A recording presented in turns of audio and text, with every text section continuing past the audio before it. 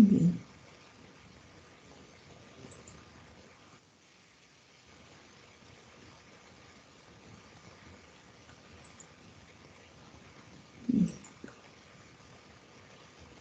¿Ya es visible?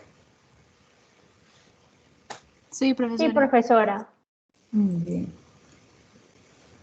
En esta segunda sesión de clase, después de haber revisado algunos de los términos más generales de administración, vamos a hacer una presentación general de las escuelas o enfoques administrativos, porque como hemos mencionado, esta teoría administrativa la presentamos porque estamos hablando de una ciencia que es la administración, y es una ciencia que tiene ya más de 100 años de desarrollo.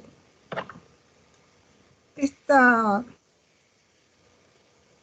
ciencia de la administración nos recuerda que la administración per se es parte de la forma como los seres humanos nos organizamos. De allí que en el histórico de los grupos humanos, nosotros podemos identificar que siempre ha existido esta necesidad de organizarse. Algunas pinturas rupestres, por ejemplo, nos muestran grupos de cazadores. Esto nos indica que para cualquier actividad, el hombre siempre ha encontrado la manera de organizarse. Desde las primeras manifestaciones de la presencia del hombre en la tierra, encontramos que estos grupos humanos han pretendido tener una unidad organizativa, un reconocimiento de un guía, un líder, y la asignación de diferentes tareas. Otro gran momento que podríamos nosotros también mencionar en esta revisión histórica de los antecedentes de la administración es que justamente cuando los hombres de las diferentes culturas han elevado sus niveles de calidad de vida, la forma de organizarse se ha ido haciendo cada vez más compleja. En la época primitiva, como he señalado hace un momento, las actividades de caza, pesca, recolección, siempre fueron ejercidas por la autoridad máxima de un grupo. Y también siempre vamos a hacer referencia a algunos restos históricos que se encuentran en los diferentes, digamos, restos arquitectónicos de las diferentes culturas, donde hay esos rastros de organización a través de pinturas, a través de sus propias organizaciones de la infraestructura que compartían, ¿no? Esta es la manera como nos permite acercarnos a las formas básicas de organización. En el segundo momento de este desarrollo histórico lo encontramos en el periodo agrícola. ¿Por qué? Porque si bien el hombre fue en un principio nómada, también comenzó a observar que el hecho de guardar o dejar semillas en algunas zonas generaba nuevas plantas y algunos animales podían ser domesticados y comenzaron a asentarse en grandes zonas, dando origen a lo que hoy llamamos ciudades. Pero este periodo de la producción se conoce con el nombre de periodo agrícola. La vida de todas estas grandes comunidades de hombres que se trasladaban de un sitio a otro con la finalidad de la sobrevivencia en busca del alimento, tuvo este corte del desarrollo histórico cuando desarrolló la agricultura.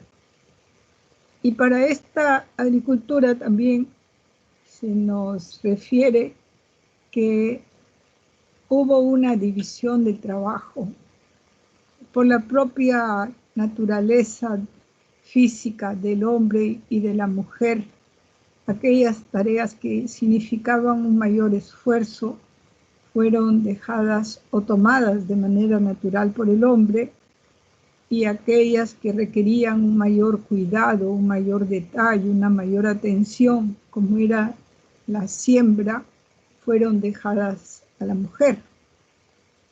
De esta manera también comenzaron a desarrollarse algunas perspectivas de organización en las cuales el líder, el patriarca, era el hombre. Por otro lado, estas organizaciones o sociedades agrícolas mostraban que la coordinación de los esfuerzos daba buenos frutos, porque ya no era necesario ir detrás de los animales para cazar o de la búsqueda de plantas que no les hicieran daño. Entonces, también en la propia experiencia social, el hombre comenzó a darse cuenta que organizarse y trabajar en función de lo que las autoridades consideran un de grupos. Luego están las grandes culturas que se les agrupa como grecolatinas, y en esta sociedad de hombres que eran fuertemente obligados a realizarlo. Esta es una época donde mayoritariamente se desarrolla la esclavitud y donde se comienzan a tener las primeras percepciones de aquellos que no tenían ningún derecho y aquellos que tienen el derecho.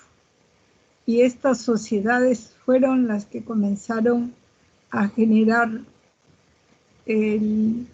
esta clase llamada esclavos, y sin embargo, aunque podía ser un trabajo obligado por la misma situación de la esclavitud, no era un trabajo productivo, era un trabajo con un rendimiento esperado, pero no que las personas tuvieran esa perspectiva positiva o de agrado para hacer un trabajo. Esta forma de organizar el trabajo por la esclavitud, por la fuerza, se cree históricamente que fue el origen de la caída de las grandes culturas como la cultura romana. La época feudal, en el concepto que nosotros recordamos de la historia, dueños de grandes extensiones de terreno en los cuales el señor tenía toda la decisión sobre la vida de las personas que estaban a su servicio. Esto generó esta nueva percepción de trabajo llamado servidumbre. La administración estaba totalmente definida por el señor feudal, y la producción de lo que se requería para mantener el feudo era ejercida por el poder del señor feudal, sus soldados, y la obligación del siervo que vivía dentro de estos campos, de los cuales ellos no tenían ninguna propiedad sobre el mismo. Sin embargo, cuando termina la época feudal, muchos de estos siervos se convirtieron en trabajadores independientes y comenzaron a desarrollar talleres artesanales y comenzaron a desarrollar algunos oficios con una autoridad diferente de administración. Estos artesanos patrones estaban desarrollando ahora una forma de organización diferente. Trabajaban al lado de las autoridades y con aprendices en quienes delegaban su autoridad. Estos artesanos eran los que desarrollaban los nuevos oficios, pero a la vez educaban a otros para que pudieran tener como asistentes de estos nuevos oficios. Este desarrollo de las ciudades también se dio porque aumentó el comercio. En estos, cuando desaparecen los señores feudales y aparecen estos grupos sociales, también encontramos el auge del comercio en todas las regiones. Y este comercio lo que hacía es que las familias que se asentaban en algunas zonas eran las que facilitaban todo lo que necesitaban los comerciantes, porque como hasta hoy podemos observar, en algunos lugares donde se desarrollan ferias ganaderas, ferias de productos o ferias de alimentos, como vemos aquí en Lima, son comerciantes que llegan con sus productos, pero no tienen arraigo en esas zonas, no tienen familias en esas zonas. Y tanto ayer como hoy, que necesitan alojamiento, que necesitan comida, que necesitan atenciones diversas, y eso genera otros oficios, otras ocupaciones, que se desarrollan justamente por el comercio, y estos oficios, estas ocupaciones, tienen como base las familias. Decía en algunos pasajes de historia que en los primeros años del comercio no estaba permitido, por ejemplo, ni para las personas del clero alojarse en estas casas familiares. No estaba permitido tampoco alojar a personas que se pudieran percibir como que no eran del mismo grupo social. O sea, había una serie de restricciones, pero a la vez, dado que el comercio aumentaba, se fueron expandiendo estos servicios, estos oficios. De esta manera, se dice que fueron apareciendo los gremios que regulaban los horarios, los salarios, las condiciones del trabajo. Y comenzaron también a presentarse expresiones de control. O sea, no se podía pretender la atención de parte de estas personas de 24 horas, porque los derechos al descanso, a la alimentación, están siempre como parte de estos comportamientos sociales. Y allí surgen los primeros sindicatos. En este devenir histórico, otro gran momento se presenta llamada la Revolución Industrial. En esta imagen nosotros podemos ver los dos grandes escenarios de la Revolución Industrial. El invento del vapor como energía para movilizar las máquinas, llegándose a tener barcos, por ejemplo, a vapor, transporte de trenes a vapor, y por otro lado, la concentración de los trabajadores en las fábricas. Y estos trabajadores, ¿de dónde venían? ¿No? Estos trabajadores venían del campo. Estos trabajadores eran ex agricultores, donde ya las ciudades hacían que se requiriera otro tipo de trabajador, porque la máquina y la industria estaba generando nuevas actividades. Aparecen así los obreros.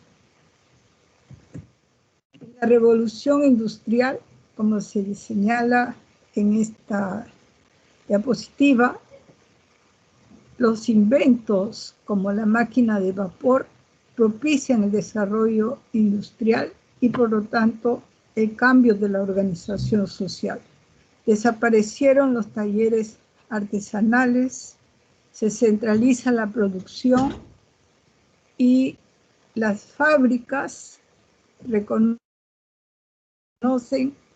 a los empresarios como dueños de los medios de producción, y el trabajo ya tenía un valor, que era el trabajador vendía su fuerza de trabajo a cambio de un salario. Surgió en esta revolución industrial la especialización y la producción en serie. Entonces, estamos nosotros también atendiendo a este desarrollo histórico de la ciencia de la administración, muy de la mano con los eventos que la historia nos va señalando. Hemos pasado de una concepción empírica de organización en los primeros años de la presencia del hombre, y luego con los grandes cambios generados por nuevas formas de poder y nuevas formas de riqueza, hasta el momento en que un gran invento como fue la máquina a vapor generó una nueva perspectiva laboral de trabajo asalariado en las fábricas. ¿Y qué pasa también aquí? No quiero dejar pasar este recuento de la historia, porque así como nos dicen que el hombre del campo viene a la ciudad para hacer la mano de obra de estas nuevas industrias, y en el momento del surgimiento de los oficios y el auge del comercio, se decía que se desarrollan sobre todo los hospedajes. En esta época industrial se generan los comedores para trabajadores, porque la gente venía del campo para trabajar en la industria y se quedaba todo el tiempo que era requerido para poder vender su fuerza de trabajo. Pero a la vez también existía la necesidad de reponer la fuerza del trabajador. Y la manera de reponer la fuerza del trabajador era justamente con el alimento. De allí es donde sale la famosa palabra de restaurante. ¿De dónde proviene? de esta percepción de necesidad de restaurar la fuerza de los trabajadores. Entonces, los espacios para restaurar la fuerza de los trabajadores, con el devenir de los años, han ido generando lo que hoy llamamos restaurantes, donde se come para poder reponer las fuerzas que se pierden por el trabajo.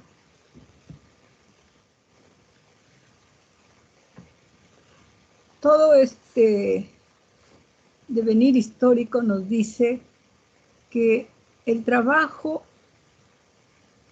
conlleva algún nivel de complejidad al entrar a la industria.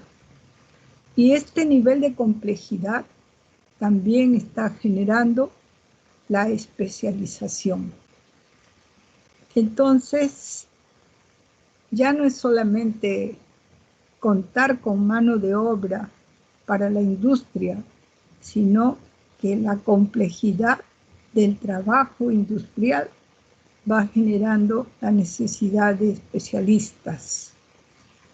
Lo que se trataba de atender de manera general, sin embargo, mientras más complejo se hace este trabajo, ya no se podía satisfacer de manera incipiente. Y aparecen diversas corrientes de pensamiento para hablar del trabajo en la industria. Este hablar del trabajo en industria es lo que se conoce como las investigaciones que se realizan alrededor de una manera de percibir este trabajo. Esta forma, estas corrientes de pensamiento social que se reflejan en las investigaciones que se realizan, van a originar no solo el marco teórico de la administración, sino también el hecho que es una ciencia y se conoce como administración científica. Estos enfoques los vamos a encontrar al desarrollar las diferentes escuelas que hoy vamos a mencionar y que básicamente las encontramos en el siglo XX. A finales del siglo XIX comienzan estas preocupaciones por las condiciones de los trabajadores en las fábricas, por estas presencias de los gremios, de los sindicatos, para mejorar las condiciones de trabajo. Y en el siglo XX es donde se consolida la administración, porque la ciencia y la tecnología avanzan de manera tal que las propias fábricas cambian, se hacen mucho más complejas y se requiere un trabajo mucho más especializado. Allí vamos a encontrar, por ejemplo, a Frederick Winston Taylor, que es el primero que comienza a considerar que la administración debe ser estudiada y registrada porque tiene un comportamiento continuo y similar en todas las organizaciones donde hay trabajadores que producen en razón de un trabajo dentro de una industria. Por lo tanto, Taylor dice que la administración es indispensable para poder obtener eficiencia, optimizar recursos y simplificar el trabajo. La administración, desde estas primeras ideas de Taylor hasta hoy, nos llevan a decir que la administración se aplica en cualquier actividad, como hemos visto en la clase pasada, ¿no? Todas las organizaciones que conocemos tienen una forma de administrarse. Por lo tanto, es indispensable para poder organizar, para poder llevar adelante cualquier organismo social. En este momento nosotros podemos identificar 5 enfoques administrativos que surgen de todo este pensamiento del siglo XX sobre cómo se debe realizar el trabajo o cómo se realiza el trabajo, cómo se organiza el trabajo, cómo se distribuye el trabajo, de qué maneras nos organizamos para hacer el trabajo.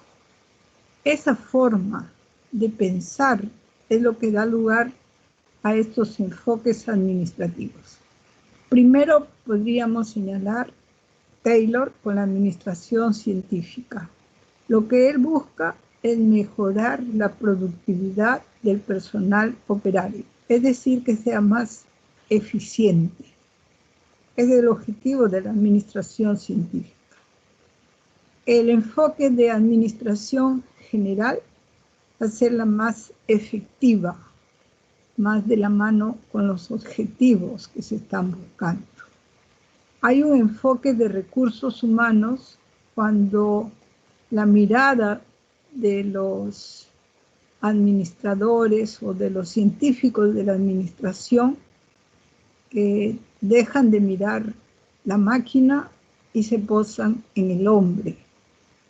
Y allí surge el enfoque de la teoría administrativa de recursos humanos.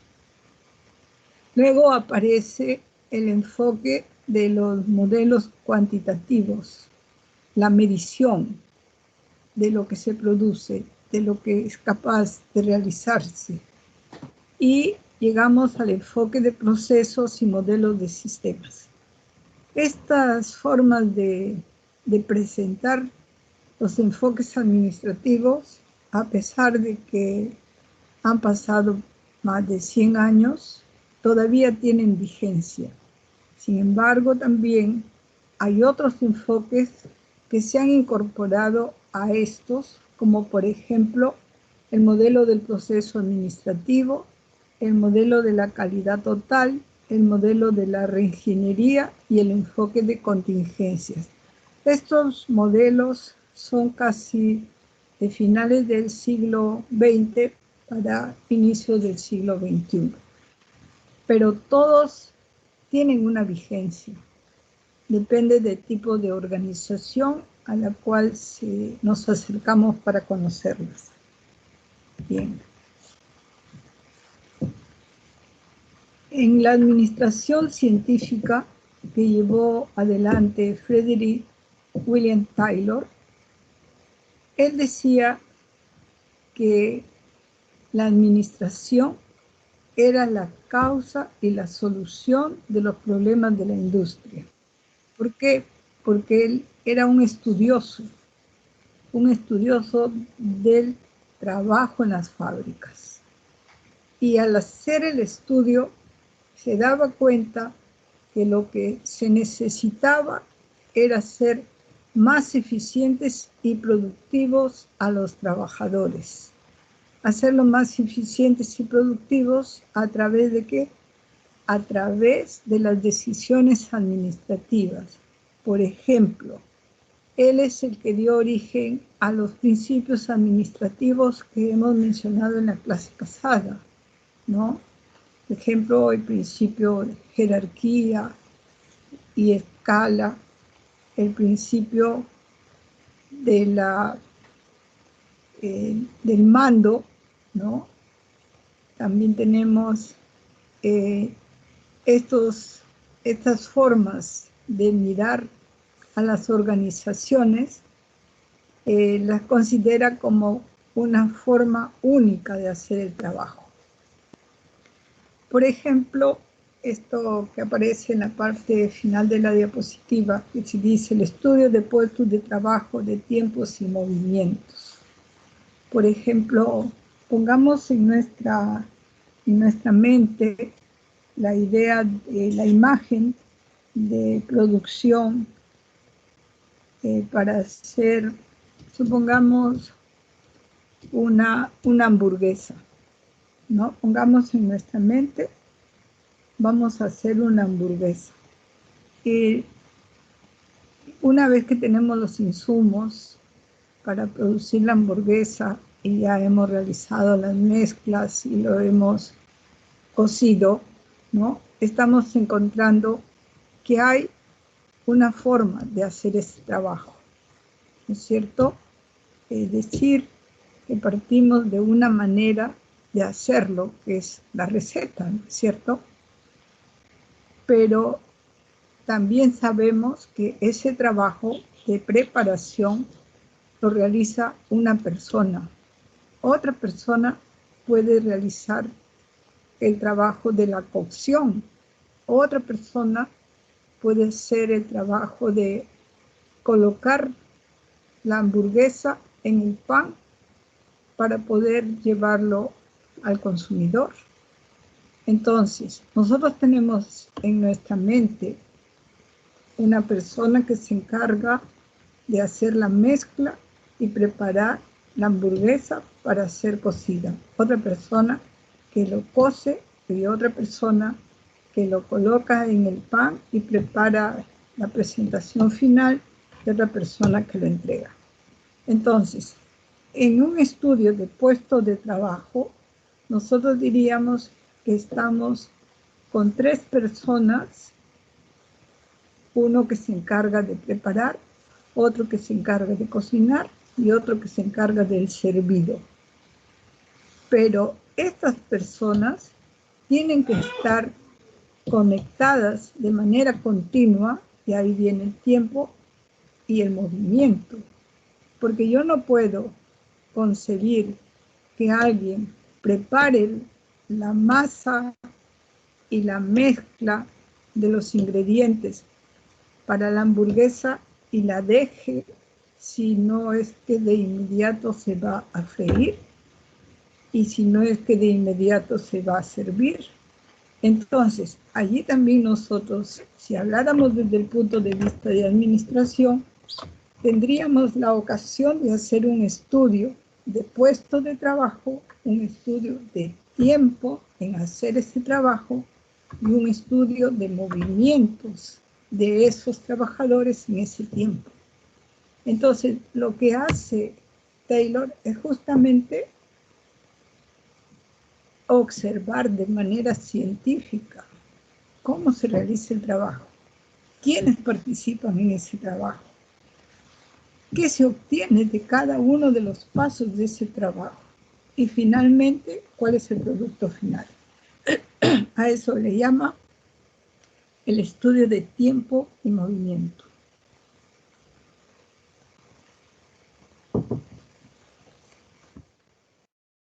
Por eso les decía hace un momento que muchas de las concepciones teóricas nosotros las podemos seguir percibiendo hasta estos días. Un segundo enfoque llamado de administración general fue desarrollado por Henry Fayol y Max Weber. Muchas de nosotras, y creo que hemos tenido o hemos pasado por una situación de hacer una gestión en una institución y encontrarnos con él. Sí, se está atendiendo, pero todavía lo están evaluando. Vuelve dentro de 2 días porque el supervisor todavía no lo aprueba. O regrese en una semana porque el director todavía no le da trámite para que sea devuelto. Todas estas situaciones administrativas fueron estudiadas por estos 2 señores y principalmente por Max Weber, a quien se le reconoce el estudio del modelo burocrático, ¿no? Cuando nosotros decimos, ¿qué burocráticos son? ¿Qué tal burocracia? Eso proviene justamente de estos estudios de administración general que realizaron Henry Fayol y Max Weber. Lo que ellos hacen ya no es mirar el trabajo particular de una persona o de un grupo de personas. Lo que ellos hacen es mirar la organización total, porque la organización total tiene un objetivo. Entonces, ellos hacen su estudio de toda la organización para poder establecer de qué manera los esfuerzos de todos van a llevar a un resultado esperado. En el enfoque de la administración general, Fayol designó a la administración con una serie de funciones. Entonces, aquí vamos a encontrar, el primero fue Taylor con los principios administrativos, y ahora Fayol, cuando estudia la organización total, se encuentra que hay una serie de funciones universales en todas las organizaciones. Hay funciones de planificación, hay funciones de organización, hay funciones de ordenación, hay funciones de coordinación, hay funciones de control, y hay funciones que son propias de los que dirigen, o sea, de los gerentes. Describía la práctica de la administración como algo distinto a la especialidad. Por ejemplo, la contabilidad es una especialidad. Las finanzas son otra especialidad. La producción es otra especialidad. Y todas esas, si bien son funciones características de los negocios, no son funciones administrativas. Eso es lo que nos decía Fayol. Y Max Weber lo que dice es que las organizaciones son estructuras con una autoridad. Aquí es donde más casa el principio de jerarquía y escalar, y modelo escalar, ¿no? Max Weber desarrolló la teoría de estructura de autoridad y descubrió la actividad de la organización basada en estas relaciones de autoridad. Subordinados, autoridad. Subordinado, autoridad. Y todas estas organizaciones él le llamó burocracia. Se trata de un sistema de trabajo de jerarquía definida con reglas, reglamentos y relaciones impersonales. Pero ¿por qué tomó el nombre de burocracia? Por dos palabras que unen ese término. Buró es escritorio, mesa, y cracia es poder, porque en todas las organizaciones había personas desarrollando un trabajo detrás de un escritorio. Y si nosotros recordamos nuestras experiencias en los ministerios, cuando tú vas a hacer un trámite o cuando vas a una oficina pública, una municipalidad, lo primero que tú te encuentras es una persona sentada detrás de un escritorio que te dice a dónde va, qué trámite quiere hacer. Y comienza, llena este formato y va tu primer sello. Entonces, ese primer nivel de relación es ya un nivel de poder, porque si la persona no te registra para que tú puedas iniciar tu trámite, no puedes continuar con el siguiente. Entonces, desde esa percepción del poder dividido a lo largo de la jerarquía en los diferentes niveles, es lo que Max Weber estudió y desarrolló como una administración general basada en estructuras de autoridad. Llegamos al enfoque de recursos humanos. Profesora, ¿puede repetir qué significaba buro y qué significaba cracia? Buró es escritorio, mesa, y cracia es poder, el poder detrás del escritorio. Eso es burocracia. ¿Ok? Bien, entonces cuando llegamos al tema del enfoque de recursos humanos, miren que todo lo que hemos venido desarrollando es sobre la organización per se, sobre la estructura, sobre el trabajo, pero no se habla de las personas. En este enfoque se comienza a mirar algunas dimensiones que contribuyen a hacer un trabajo efectivo y eficiente. La motivación, el liderazgo, el trabajo en equipo, la administración de conflictos. Esto es lo que da lugar a lo que se llama la escuela del comportamiento y la escuela social. El primer promotor es Owen. Y aquí es cuando estudiemos el desarrollo histórico de los servicios de alimentación, va a aparecer de nuevo este nombre, Robert Owen.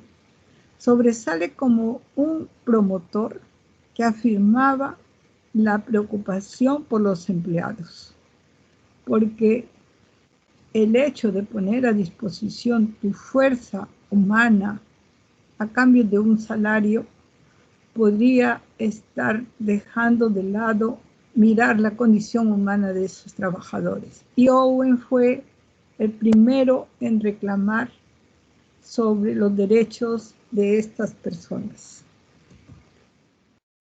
Elton Mayo, allí nos vamos a ubicar en 1924, realizó un estudio llamado Hawthorne. A ver.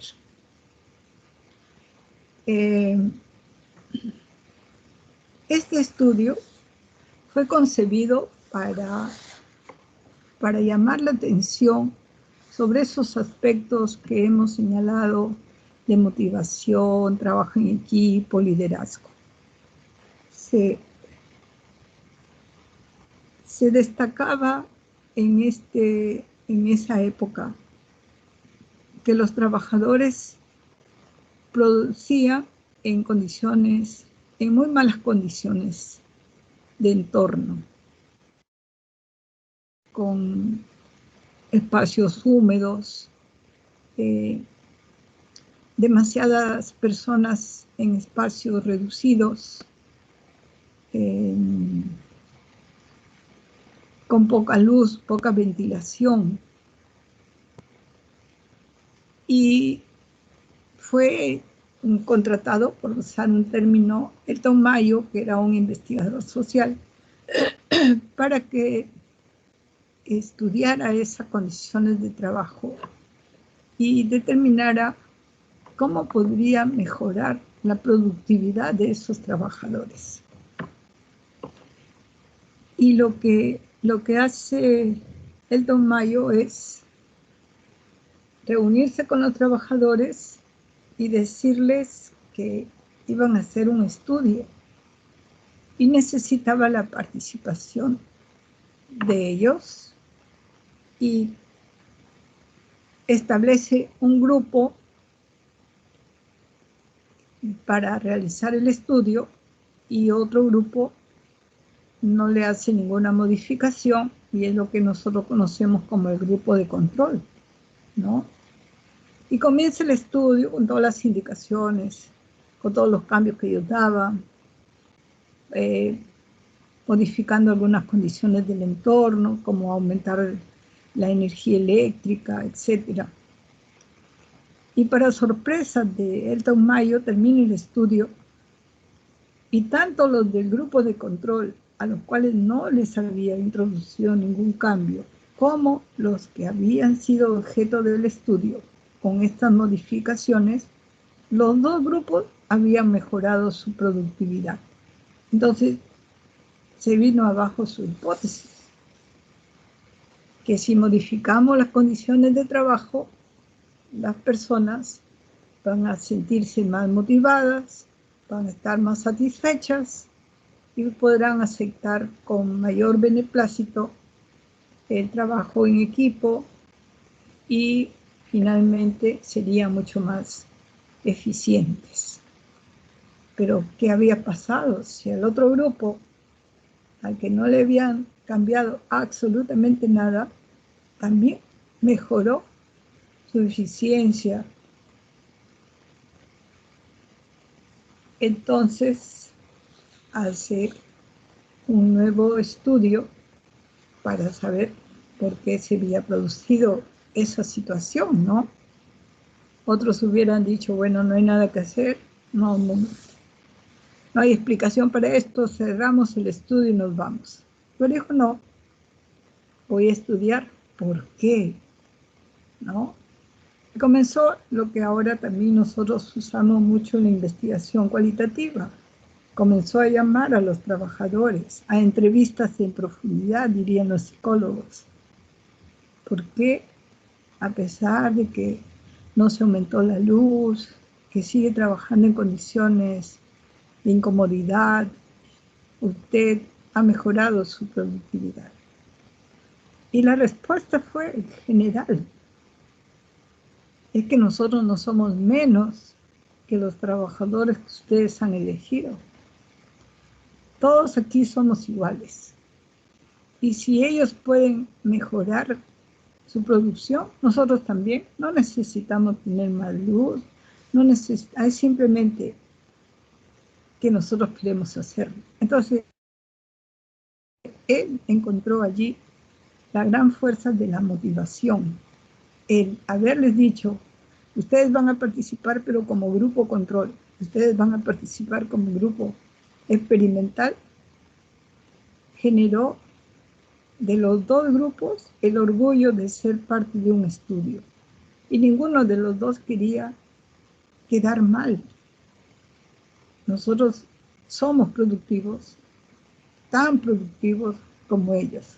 Entonces, eso dio muchísima más fuerza a estos enfoques basados en los recursos humanos. Concluye que el comportamiento y los sentimientos están íntimamente relacionados. Como yo me siento, me voy a comportar en el trabajo. Si yo siento que me tratan bien, yo voy a trabajar bien. Las influencias del grupo afectan significativamente el comportamiento individual. Si nos han llamado a todos para participar de un estudio, ¿cómo no voy a trabajar mejor? Si a todos nos va a beneficiar. Entonces, la influencia del grupo afecta significativamente el comportamiento individual. Y la recompensa monetaria es lo menos importante cuando se está trabajando con relación a la mejora de las condiciones de todo el grupo. Entonces, estos enfoques son muy importantes para poder ir desarrollándolos, ¿no? Aquí vamos ya con más orden. El estudio de Hawthorne fue realizado entre 1927 y 1932. Fue una investigación del Consejo Nacional de Investigación de los Estados Unidos sobre el efecto de las condiciones de trabajo en la productividad, modificaciones de la iluminación, cambios en los periodos de descanso, reducción de la jornada de trabajo, sistemas de incentivo. Elton Mayo y sus colaboradores llegaron a la conclusión que la elevación de la productividad se debía a factores como la moral de los trabajadores, la existencia de satisfactorias interrelaciones entre los miembros de un grupo de trabajo, un tipo de administración capaz de comprender el comportamiento humano y especialmente el comportamiento grupal. En este enfoque de recursos humanos también podemos encontrar a Dale Carnegie, que escribió Cómo hacer amigos e influir en las personas. Abraham Maslow, que propuso una jerarquía teórica de las necesidades humanas, que dice Maslow. Maslow dice que las personas tienen diferentes niveles de necesidades y que si no llegamos a satisfacer esas necesidades de acuerdo al orden jerárquico en el que están planteadas, no vamos a pasar a otro nivel de satisfacción. Por ejemplo, dice, si una persona o un grupo de personas encuentran que sus necesidades básicas no están satisfechas, no pueden estar preocupados por satisfacer la siguiente necesidad, como puede ser la seguridad. ¿Por qué? Porque su necesidad primaria es que cubrir su necesidad de alimento, cubrir su necesidad de abrigo, cubrir su necesidad de techo. Entonces, estas necesidades básicas tienen que ser cubiertas para que los trabajadores estén pensando en la siguiente necesidad. Si no se satisfacen las necesidades en el orden jerárquico como están planteadas, Abraham Maslow dice que no se puede esperar que haya una mayor productividad. También está dentro del enfoque de recursos humanos Douglas MacGregor. MacGregor desarrolla la teoría de X y la teoría Y. Ambas constituyen una forma de mirar al trabajador desde la naturaleza humana. ¿Qué significa esto? Todas las personas siempre tenemos una percepción sobre los demás. Y en el caso de los trabajadores, nos dice MacGregor que el administrador o el gerente o el director de un grupo, un coordinador de grupo, tiene una percepción de esos trabajadores, porque él tiene una percepción de la naturaleza humana. Por ejemplo, si yo pienso que las personas para presentar un trabajo completo necesitan el control, si no, no van a hacer buen trabajo. Entonces, yo tengo la percepción de que los trabajadores son ociosos. Un trabajador no trabaja por el simple hecho de reconocer que ese trabajo le dignifica, que ese trabajo le da satisfacciones personales, que ese trabajo le va a permitir tener ingresos para atender la necesidad de su familia. No, dice MacGregor, si yo pienso que los trabajadores son ociosos, seré un jefe, seré un administrador, seré un coordinador reglamentista. Seré ese tipo de director que esté diciéndole al trabajador, ¿dónde has estado? ¿Qué has estado haciendo? ¿Dónde está lo que te mandé a hacer? ¿Con quién has estado hablando? ¿Qué cosa has dicho? ¿Por qué? Porque si yo no estoy detrás del trabajador, no va a producir. Son ociosos. Eso es lo que dice MacGregor, que hay una suposición del trabajador X o negativa y una suposición de un trabajador bueno. Yo digo, si trabajo con profesionales y son buenos profesionales, yo no necesito estar de esos trabajadores.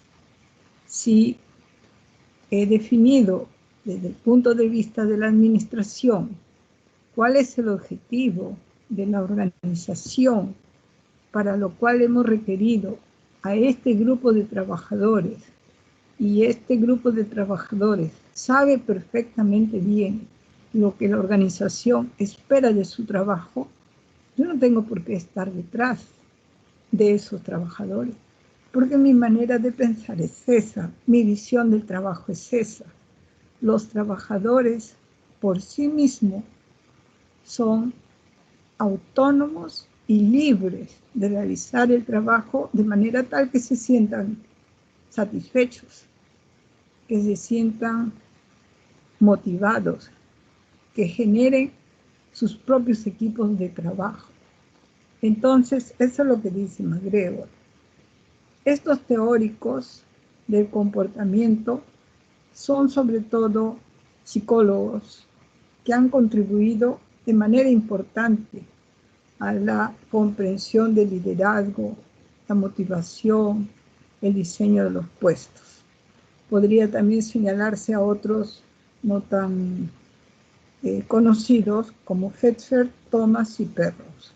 ¿no? Pero los más conocidos son Maslow y MacGregor cuando uno trabaja el tema de autoridad, de dirección. El enfoque cuantitativo, como su nombre lo dice, es el que se basa sobre todo en las mediciones en la administración. Este enfoque cuantitativo, llamado también de investigación de operaciones o ciencia de la administración, lo que hace es aplicar modelos estadísticos, modelos de optimización, modelos de información y simulaciones por computador. Hay así, por ejemplo, el enfoque de programación lineal y de toma de decisiones por el análisis de ruta crítica. Por ejemplo, nosotros podemos encontrar algunos software en el mercado que utilizan las empresas para optimizar o minimizar las relaciones entre insumo y producto, o también la aplicación de algunos modelos matemáticos para encontrar los resultados óptimos y los porcentajes aceptables de desviaciones con respecto a esos logros. Todo esto se maneja a través de software. Por ejemplo, también los controles de proyectos, ¿no?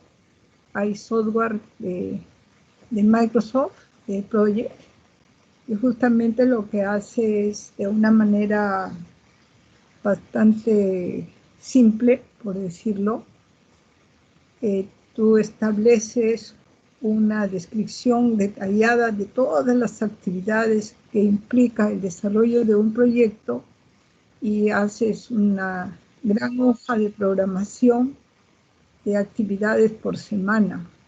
La actividad 1 hasta la actividad 100, supongamos. La actividad 1, en qué tiempo se va a hacer y quién lo va a hacer. Y van monitoreando, ¿no?, cómo se realiza el proyecto a través de un software.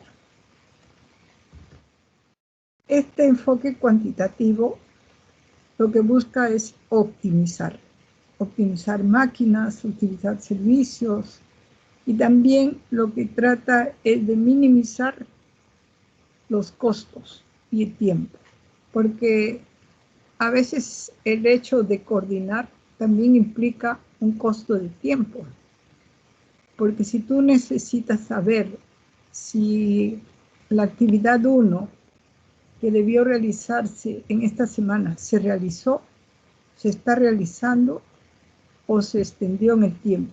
Cuando trabajas por software y unes diferentes unidades, tú vas monitoreando, como en este caso que ahora de la virtualidad todo el mundo puede rápidamente ubicarse en lo que se está diciendo. Tú puedes, a través de un software instalado dentro del sistema general de la empresa, entrar y verificar si se está haciendo el trabajo o no se está haciendo el trabajo, se dejó de hacer o se extendió en el tiempo.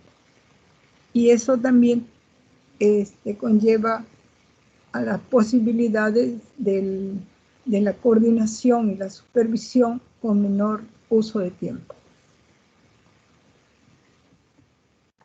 Este enfoque cuantitativo, acá está lo que les estaba diciendo de la gráfica de Graham, que es la que se utiliza en el Microsoft de Project. Es una gráfica de Graham que utiliza estos principios como un instrumento de programación en la planificación y el control de trabajo. Para eso es bastante sencillo su uso. ¿Qué es lo digamos, complejo de este software? El desarrollo de las actividades, listar las actividades que implica la ejecución del proyecto. Porque mientras más detalle se tenga de esta ejecución del proyecto, mayores posibilidades tendré yo para supervisar la ejecución del mismo. Entonces, los modelos matemáticos son simple y llanamente el uso de ecuaciones para ver cuáles son las desviaciones que se están presentando. El último enfoque es el enfoque de proceso que en nuestro país es el que más se ha utilizado, ¿no? En los últimos años se trabaja por procesos. Kuntz, en el año 61, propuso que las funciones administrativas sean vistas de manera integrada y como un continuo. Lo que presentaba en la semana anterior como una forma de círculo, ¿no? Ahora decimos, la planificación es el primer paso, la organización es el segundo paso, la dirección es el tercer paso, la cuarta es el control y en el centro la coordinación. Eso nos da la vista de un marco integrador de la administración. Eso nos hace pensar en la administración como un proceso circular y continuo. Eso es lo que el año 61 Kuntz expuso y se maneja hasta ahora, ¿no? Se analiza las organizaciones desde una perspectiva de sistema. Para nosotros, el sistema es una representación bastante fácil de hacer porque estamos acostumbrados a hablar de sistemas orgánicos, ¿no?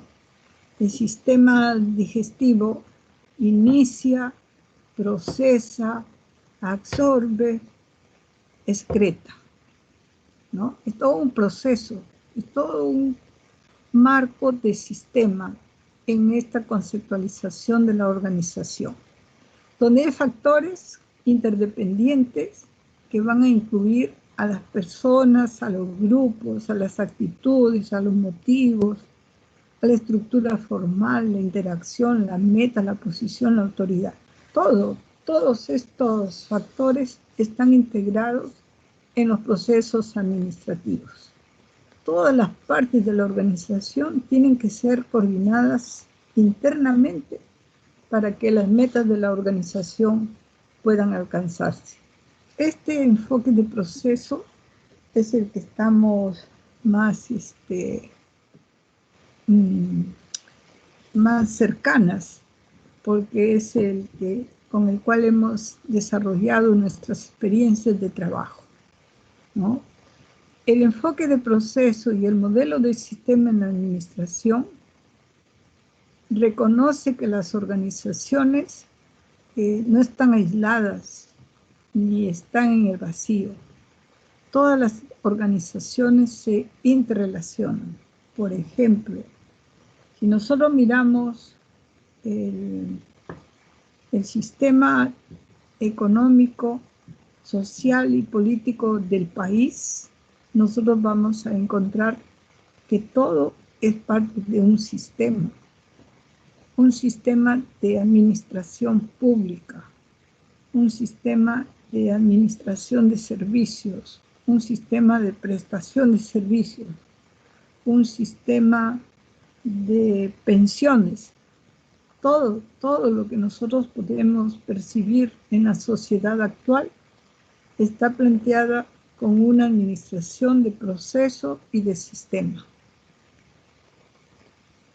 Estas organizaciones, bajo la mirada del enfoque de procesos y de sistemas, nos están haciendo visible también que las condiciones externas las van a impactar y que forman parte de sistemas más grandes. Por ejemplo, si nosotros entráramos ya en la fase de la práctica preprofesional, algunas de ustedes van a optar por ir como primera experiencia al hospital y otras van a decir, yo prefiero ir a un puesto de salud, o otra puede decir, yo puedo ir a una municipalidad. Esto nos ubicará en un sistema de salud y en un sistema de gobierno local. en un sistema de salud, porque vamos a encontrar que el establecimiento de salud llamado puesto o centro de salud está dentro del sistema de salud unido a un sistema hospitalario o a un sistema administrativo de dirección territorial de salud, ¿no? Dirección Regional de Salud, las DIRES. O si seguimos por el camino del sistema de salud desde el punto de vista clínico, vamos a decir que el puesto o el centro de salud con mayor relevancia está vinculado al hospital, y el hospital está vinculado a los institutos, y los institutos están vinculados al Ministerio de Salud. El sistema de salud lo que nos presenta es justamente que se alimenta uno del otro, que fluye uno hacia el otro, que se complementa uno y el otro. Y también vamos a encontrar la vigencia de los modelos de Weber, como el modelo burocrático, donde vamos a ir a una estructura jerarquizada, donde la primera autoridad es el ministro, y donde a nivel de especialización el director de instituto, el director de hospital, el director de centro de salud. Entonces, aun cuando hablamos de un modelo de sistema administrativo, la forma de ejecución de esa administración es bajo un modelo burocrático. Entonces, no hay modelos puros, los modelos se complementan. Las organizaciones en este enfoque de sistema de administración reciben insumos. ¿Quiénes son los insumos de estas organizaciones? Las personas. Nosotros, si hacemos una convocatoria en salud para cubrir las plazas, porque si no hay personal, no va a haber quien haga las funciones, entonces estos insumos van a tener algunas características. Tendrán que ser técnicos, tendrán que ser profesionales, tendrán que ser especialistas. Estos insumos van a ser capaces de realizar una serie de actividades para poder tener productos. Por ejemplo, el médico especialista en cardiología será capaz de realizar una exitosa operación de corazón, porque ha sido capaz de transformar estos conocimientos y estas habilidades propias en un producto que va a significar un logro para el hospital, la recuperación de la salud de un paciente. Entonces, de una vez que en este sistema que incorpora un insumo especializado, como es un médico especialista, y que este médico especialista es capaz de hacer una realización de producto, posteriormente este paciente que ha sido sometido a la operación volverá al ambiente externo del hospital para continuar con sus labores propias, ¿no? Entonces, el sistema se alimenta y retroalimenta de lo que pasa en el exterior. Hemos visto también que en estos modelos de sistemas estamos frente a organizaciones administrativas que obedecen a los esquemas de proceso administrativo, porque vamos a encontrar que estos insumos de recursos humanos se van a ir ubicando dentro de la organización para cumplir funciones administrativas de planeación, de organización, de integración de personal, de dirección o de control. Entonces, nuevamente, el mismo discurso de hace un momento, no hay un enfoque administrativo que responda exclusivamente a un sistema. Hay una utilización de 2 o 3 sistemas a la vez.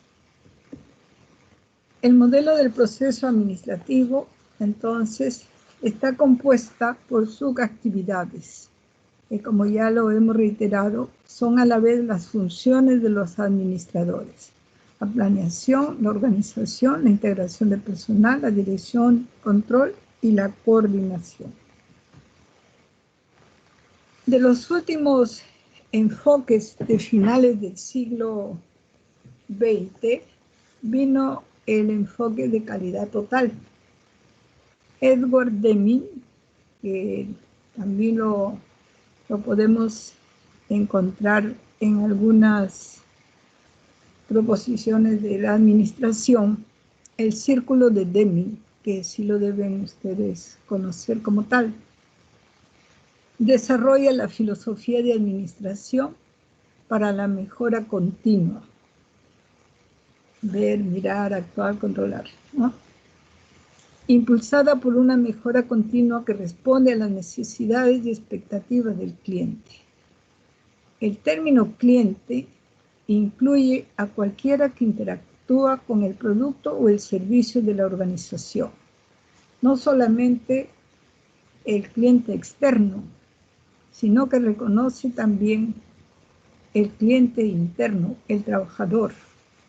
Tanto los empleados como los proveedores y las personas que adquieren los bienes y servicios están contemplados dentro de esta propuesta de administración por calidad total, porque el objetivo es crear una organización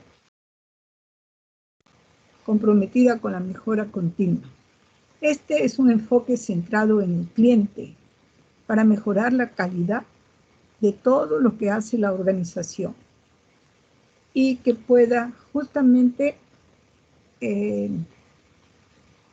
operar en razón de la autoridad propia de los empleados. En este enfoque de calidad total es destacable, por ejemplo, en la producción de los japoneses principalmente, ¿no? Ellos tienen dentro de su propuesta de gerencia la calidad total. En la red ingeniería, que nosotros acá en el Perú, fue utilizado este término más como un propósito de despido de trabajadores y no fue utilizado con el enfoque real de la administración. Hammer se refiere a un rediseño radical de los procesos de trabajo para mejorar la productividad.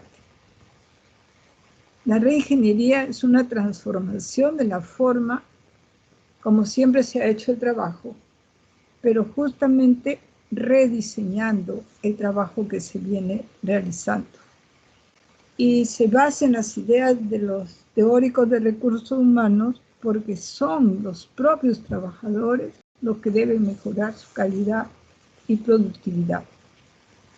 Cuando uno realiza un trabajo, es consciente de en qué podría mejorarse, en cómo podría mejorarse, de qué manera podría tener una mayor productividad.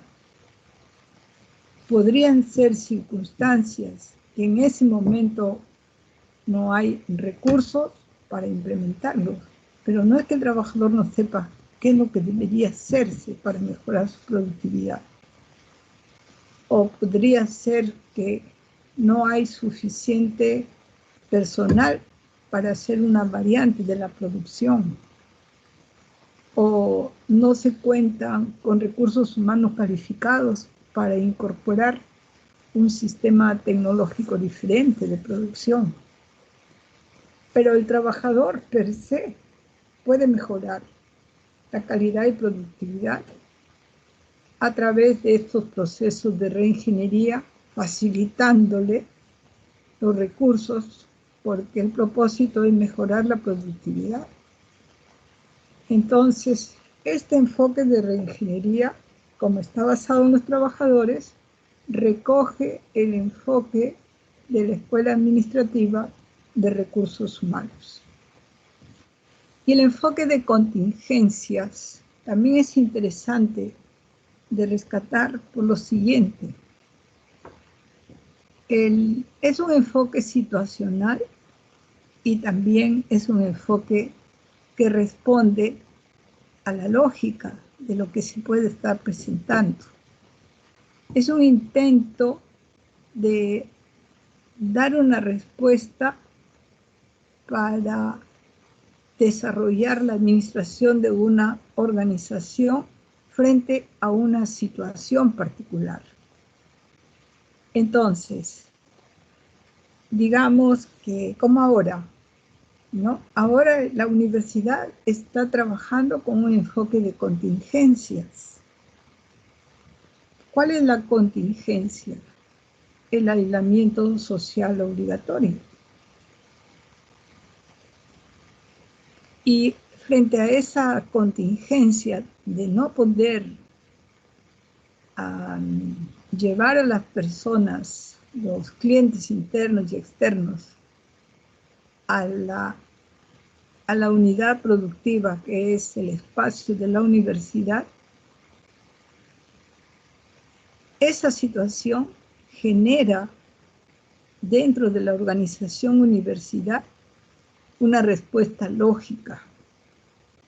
No podemos dar clases presenciales, hay autorización para hacer clases de manera no presencial y por lo tanto nuestro sistema de contingencia, nuestro sistema administrativo de contingencia va a ser la enseñanza no presencial, utilizando una plataforma que permita que de manera no presencial, sino de manera sincrónica, mantengamos nuestros horarios de clase, nuestra supervisión del trabajo de los docentes y la permanente asistencia de las estudiantes. Entonces, esta es una situación que se tiene también que ir registrando para poder tener una guía del cómo actuar en situaciones similares. Porque todos pudimos evidenciar y darnos cuenta que no se pensó que podríamos tener una situación como la que estamos pasando, ¿no? Porque la universidad como sistema, no hablando solamente como la UNIG, sino que la universidad como sistema no tenía un plan de contingencia y tuvo que reprogramarse los calendarios académicos y dar como 30, y en algunas universidades, sobre todo las públicas, casi todo el ciclo, no hubo clases, porque no se tenía pensado cómo trabajar de manera no presencial, cómo movilizar recursos. Ustedes saben que para que el Estado te permita gastar, tiene que haber una ley que te diga como universidad que estás autorizado a contratar un sistema de enseñanza virtual, que estás autorizado a contratar servicios de terceros para que capaciten a todo el personal, ya que claro, en una universidad privada es mucho más sencillo porque la decisión corresponde a los promotores. Pero eso es lo que nos dice la administración, que tienes que seguir administrando en una situación particular y de manera intuitiva y lógica, pero tienes que ir asumiendo cómo has administrado para que te sirva de guía en situaciones similares. ¿Esto es posible, pero va a depender de qué, del tamaño de las organizaciones, de la tecnología de tareas rutinarias y de la incertidumbre del entorno y las diferencias individuales. Fíjense ustedes que todas las colegas que en marzo, abril tenían previsto sustentar su tesis, que quedaron en la incertidumbre de saber si van a sustentar la tesis en este año, en este ciclo, el próximo año. Entonces, esta incertidumbre estaba creada por el mismo entorno, porque si bien la universidad podía responder de manera inmediata a la situación de la no educación presencial, decidiendo sobre el uso de sus recursos y ordenando las acciones con su cliente interno y cliente externo, pero los factores externos fuera de la universidad, como es la SUNEDU, en hasta qué punto una sustentación de tesis puede ser aceptada si se realiza de manera virtual. Porque ustedes saben que hay algunas universidades que no lo han implementado porque se considera que la sustentación pública implica un conocimiento del tema que estás defendiendo. Sin embargo, la SUNEDU autorizó, más o menos, me parece que en junio, que ya se podía sacar normas específicas de cada universidad para llevar adelante la sustentación, también para la inscripción de los títulos. Entonces, todo esto es en relación a lo que se puede manejar y reducir la incertidumbre del entorno, pero cuando la incertidumbre es mayor, no es tan fácil aplicar un enfoque de contingencias. Bien, ese es el último de los enfoques. Y acá hay una visualización de los enfoques generados en administración, que desde el punto de vista de la tecnología y la administración, es que este desarrollo tecnológico constituye una plataforma básica para impulsar el desarrollo de las organizaciones. Ya lo hemos visto en cómo todos estos relatos primeros de la organización, de la forma de conducirse, de los logros en los primeros desarrollos de los grupos sociales, tuvieron un cambio drástico cuando la tecnología generada por el invento de la máquina de vapor dio paso a la industria.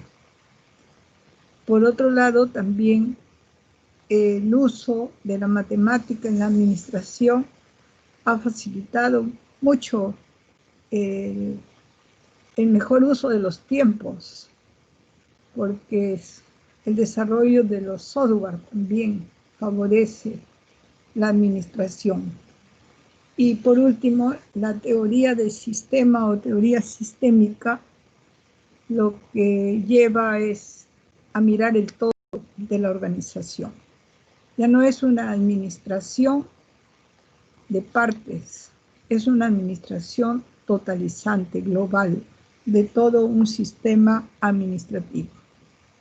Bien, entonces, esta es una presentación rápida de la historia de la administración y ustedes pueden también acceder a algunos videos que voy a colocar para aquellos que quieran repasarlo de manera más práctica, ¿no?